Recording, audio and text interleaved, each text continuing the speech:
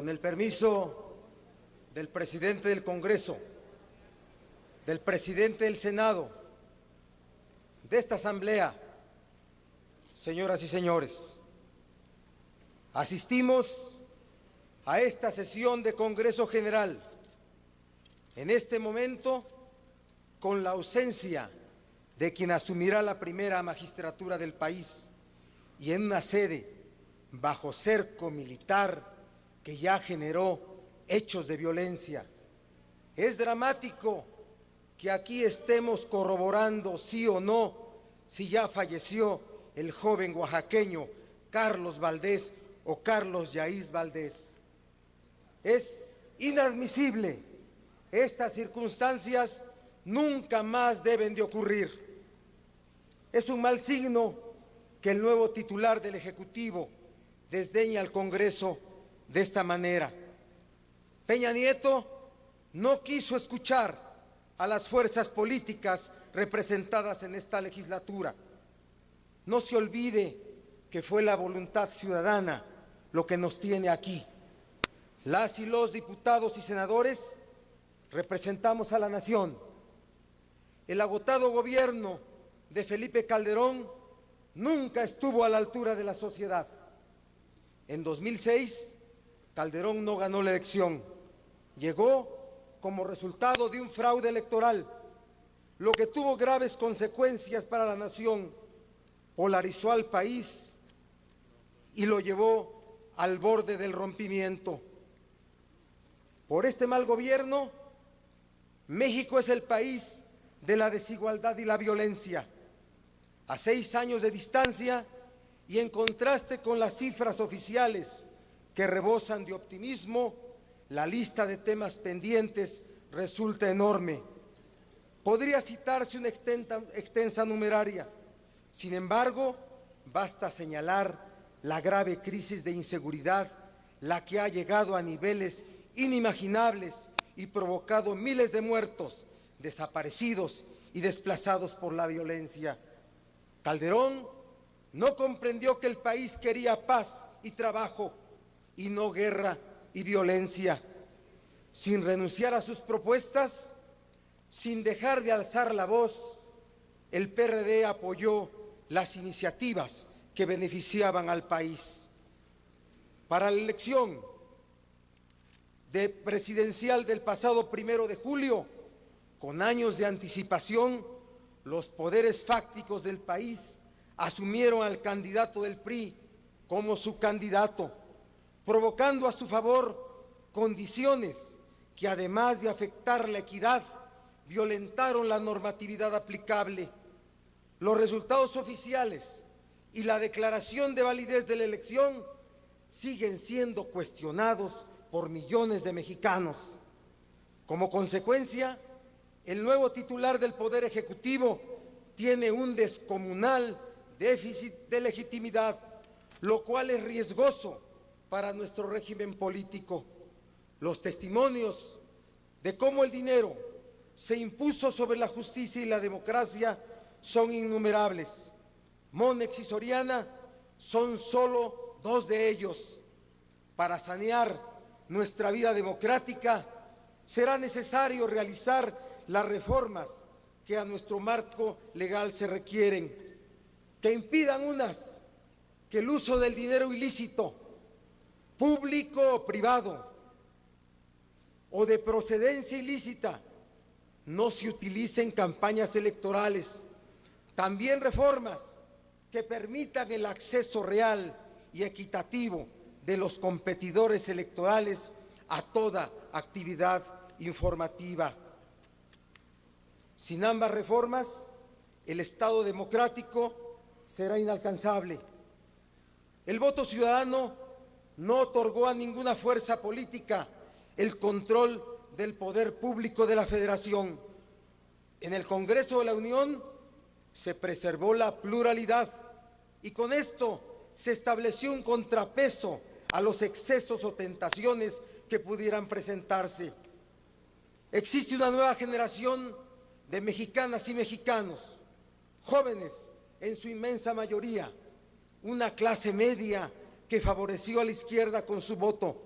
conscientes de sus derechos y responsabilidades, que no permitirán que un solo hombre o partido se imponga al amplio abanico social que hoy caracteriza a nuestro país. Un signo negativo lo constituye la reciente aprobación de la Ley Federal del Trabajo, donde el anterior y el nuevo gobierno se aliaron para vulnerar gravemente los derechos de los trabajadores, cuyas consecuencias serán lamentables. Otro mal presagio lo es la negativa del gobierno entrante a admitir que su propuesta de concentración de atribuciones en la Secretaría de Gobernación en materia de seguridad pública y seguridad nacional carezcan de controles mínimos. Se les olvida que el poder se transforma o se moderniza para democratizarse, no para concentrarse sin controles. El PRD está aquí en representación de casi 16 millones de votos que obtuvieron los candidatos de la coalición Movimiento Progresista, encabezados por nuestro candidato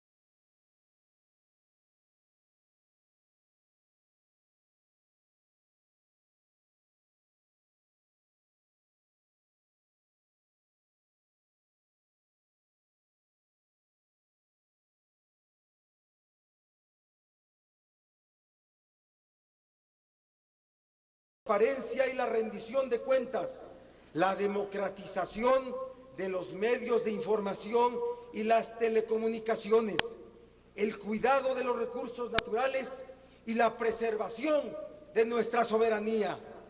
Ofrecemos este compromiso a los trabajadores que con su esfuerzo dan vida a la economía, a los empresarios visionarios y comprometidos con el desarrollo, a los campesinos y pescadores que con su sudor hacen producir la tierra y extraen las riquezas del mar, a las clases medias que aspiran a mejorar sus condiciones de vida, a los pueblos indígenas que representan nuestras raíces, a las profesoras y profesores que ponen sus mejores esfuerzos en la enseñanza, a los profesionistas, a las mujeres que son el motor de nuestra sociedad, a los jóvenes, niñas y niños que representan el futuro, a las mujeres y hombres que luchan por ejercer libremente sus preferencias sexuales, al policía que cuida nuestra seguridad,